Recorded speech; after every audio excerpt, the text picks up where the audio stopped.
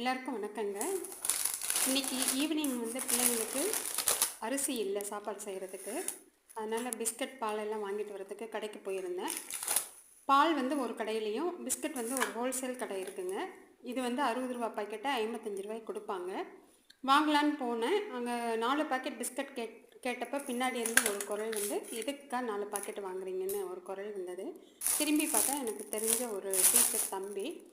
இந்த மாதிரி வீட்டில் 30க்கு மேலே டாக்ஸு வளர்த்துட்ருக்கேன், அதுங்களுக்கு போடுறதுக்கு தான்ப்பா. இது என்ன பால் இத்தனை பாக்கெட் என்னார், எல்லாமே அதுங்களுக்கு தான் சொன்னோம். அடே அப்பா, என்ன இவ்வளோ செலவு பண்ணுறீங்களான்னு கேட்டார். ஆமாப்பா, ஒரு நாளைக்கு 500 ஆகிடுதுன்னு சொன்னேன். சரிக்கா, இன்றைக்கி நான் வாங்கி தரேன், என் சார்பாக பிள்ளைங்களுக்கு நீங்கள் போடுங்கன்னு சொன்னார். எவ்வளவோ மருத்துவம் 4 பாக்கெட் பிஸ்கட் வாங்கி கொடுத்தாருங்க. இன்றைக்கி மனசுக்கு ரொம்ப சந்தோஷமாக இருக்குது.